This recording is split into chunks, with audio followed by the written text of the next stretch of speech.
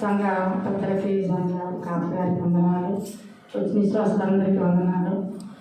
మరి దేవుడు మనకు మా కుటుంబంలో మరి మేలు చేశాడు. మరి మా భవానికి మరి 31 తారీఖున 2 రోజులు బాగా విపరీతమైన జ్వరము, జలుబు, పిల్లలందరికీ కూడా జ్వరాలు.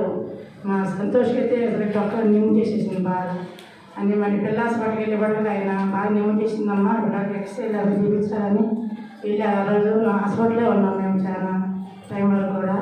మా అబ్బాయి నేను 2 పిల్లలు తీసుకుని వెళ్ళాం హాస్పిటల్. 2 పిల్లలు జ్వరాలు. ఇంటికి వస్తే ఈఎంఐకి 2 జ్వరం. అది 2 పిల్లలు చూపించుకున్నాక ఇంటికి వచ్చి మళ్ళీ ఈఎంఐ తీసుకుని ఐఎం హాస్పిటల్కి వెళ్ళాడు మా అబ్బాయి.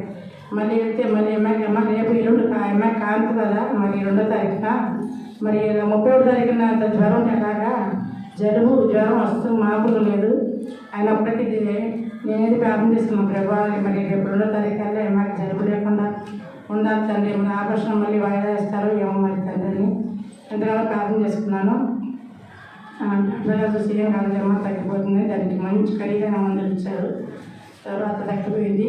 ఆ రోజు సన్నిధి కూడా రాలేకపోయాను 31వ తారీఖున. ప్రార్థన ఎంతో మరి ఏ సంవత్సరం నేను ఎప్పుడూ ఇంటి దగ్గర ఉన్నాను. ఎంత జరుగు నాకెంతో బాగోలేకపోయినా వచ్చేదాన్ని. అలాంటి అసలుకి పిల్లలకు బాగోలేదు, రాక శనిజ్వరం వచ్చేసింది ఆ రోజు. ఇటు పొద్దుము హాస్పిటల్కి వెళ్ళి వచ్చి ఇంటికాడ పని చేసి పట్టుకెళ్ళి విపరీతమైన శనిజ్వరం 4 రూపాయలు ఎక్కినా సరే ఆగలేదు నాకు ఎప్పుడు. ఆ రోజు 31వ తారీఖున చాలా బలహీనత ఈ సంవత్సరం మాకు. అయినప్పుడు దేవుడు భవాని ఆపరేషన్ విషయంలో దేవుడు ఎంతో కార్యం చేశాడు. మరి ఆ టైంలో ఏం జలుబు అంత లేదు, కొద్ది మామూలు ఏమి తగ్గిపోయింది. మరి దేవుడు ఆపరేషన్ విషయంలో కూడా సహాయం చేశాడు. దేవుడు క్షేమంగా తల్లి బిడ్డలు అమ్మాయి పుట్టింది, క్షేమంగా తల్లి బిడ్డలు ఇంటికి వచ్చారు. ఇప్పుడు దాకా దేవుడు మరి నిన్న కూడా జలుబు చేసిన పిల్లకి మరి నేను మరీ హాస్పిటల్కి వెళ్ళాము, అడిగారు హాస్పిటల్కి. మళ్ళీ అదేంటి కడుపులో అమ్మ బిడ్డ కొద్దిగా నిమ్ముగా ఉంది, తగ్గిపోయింది అని ఎక్స్రేలు తీశారు. మరి కుటుంబం దేవుడు మరి ఎప్పటి జ్వరాలు కూడా తగ్గించాడు. ఆ తెల్లారు కూడా మరి 1వ తారీఖు కూడా చర్చి రాలేకపోయాను అసలు. నేనైతే అసలు వచ్చినప్పుడు అయ్యగారితో ప్రార్థన చేస్తున్నాను, ఫాస్ట్ గారి చేత బాబు అయ్యా నాకు ప్రార్థన చేయండి, ముందు కూర్చోలేకపోతున్నాను, సంచారం 1వ తారీఖున అసలు కూర్చోలేకపోతే అసలుకి ఎలా ఉందంటే అలా ఉంది నా ప్రాణం. ఆ రోజు పాట కూడా పాడలేకపోయాను ఆ రోజు. మరి పాట ఇచ్చారు ఆ రోజు, నేను ఎంతో బలహీనంగా ఉన్నాను.